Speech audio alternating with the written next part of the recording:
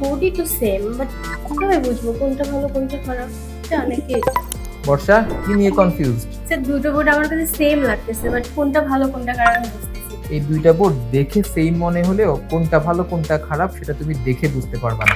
আজকে তোমাকে 5টা পয়েন্টে আমি এক্সপ্লেইন করব কিভাবে বুঝবা কোন বোর্ডটা ভালো। আচ্ছা, ভিডিওটি টাইমলাইনে সেভ করে রাখুন, নাহলে আমার মতো কনফিউশনে আপনারাও থাকবেন। Number 1, top lamination. এই বোর্ডটা আমরা ফুল অটোমেটেড মেশিনে সব দিক থেকে ল্যামিনেশন করা হয় এবং এই ল্যামিনেশনটা খুবই উচ্চ তাপমাত্রা এবং উচ্চ প্রেসারে করা হয়, যেটার জন্য এই ল্যামিনেশনটা কখনোই বোর্ডটাকে নষ্ট হতে দেয় না এবং এটার ভেতরে পানি যেতে পারে না। এবং এই ল্যামিনেশনটা দেখতেই পাচ্ছ, এটা স্ক্র্যাচ প্রুফ এবং এখানে কোনো ধরনের সাবস্টেন্স পড়লেও সেটাকে তুমি ইজিলি ক্লিন করে ফেলতে পারবা। তো বোর্ডটা অনেক বেশি লংজিভিটি হবে। নাম্বার 2 হচ্ছে ওয়াটার রেজিস্ট্যান্স ক্যাপাবিলিটি। আমরা তোমাকে এখন দেখাচ্ছি আমাদের ভেতরের ম্যাটেরিয়ালটা কি হয়। আমরা এই যে ম্যাটেরিয়ালগুলো, এই যে বোর্ডগুলো, এগুলো আমরা 3 মান্থ থেকে দেখো পানিতে ভিজিয়ে রেখেছি, এখানে ডেট মেনশন করা আছে। আমরা আমাদের সবগুলা বোর্ডকেই আমরা এভাবে করে পরীক্ষা করি, এখানে ডেট মেনশন করা আছে। দেখো 3 মান্থেও এই বোর্ডটাতে কোথাও কোনো ফুলে নাই এবং বোর্ডটা খুলে যায় নাই। বাট যখন তুমি একটা নর্মাল বোর্ড ইউজ করবা, যেমন এই বোর্ডটা একটা নর্মাল বোর্ড, দেখো এই বোর্ডটা পুরো ফুলে গেছে। এটা 18 মিলি বোর্ড, প্রায় 25 মিলি হয়ে গেছে এবং এটা দেখো ভেনিয়ারটা পুরো ফুলে গেছে। তো ভালো বোর্ডগুলো আসলে চিনতে হবে, ভালো বোর্ডগুলো সবসময় ওয়াটার রেজিস্ট্যান্ট হবে, যেটা ওয়াটারের কারণে নষ্ট হবে না। নাম্বার 3 পয়েন্টটা তোমাকে এখন ডেসক্রাইব করব।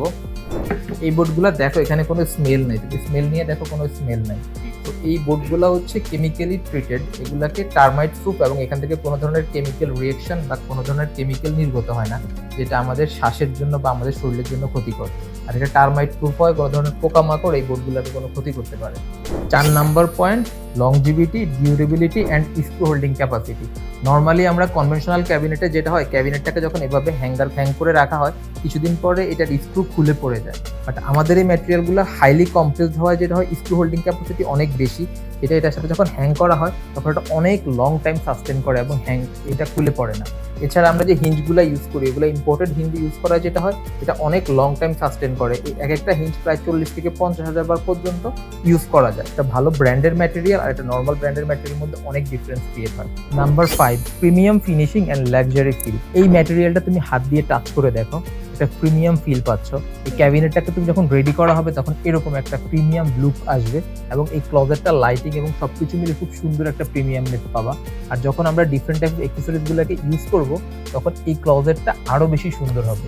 আর এছাড়াও আমরা আরো different type of finishing use করি, প্রত্যেকটা ফিনিশকে তুমি টাচ করে দেখো, একটা টাচ অ্যান্ড ফিল আছে। এটাই হচ্ছে একটা প্রিমিয়াম ইন্টেরিয়র আর একটা নর্মাল ইন্টেরিয়রের মধ্যে ডিফারেন্স। ফাইনালি একটা ভালো ম্যাটেরিয়াল কিভাবে চিনতে হবে এখন বুঝতে পারলাম। আমরা অ্যাস্থেটিক কখনো কোয়ালিটি, ডিউরেবিলিটি এবং ফাংশনালিটিতে কখনোই আমরা কম্প্রোমাইজ করি না। আমরা সবসময় চেষ্টা করি একটা ভালো সলিউশন দেওয়ার জন্য, যেটা মানুষের লাইফকে করবে ইজি অ্যান্ড ফাংশনাল। তাই অ্যাস্থেটিক অলওয়েজ নাম্বার 1।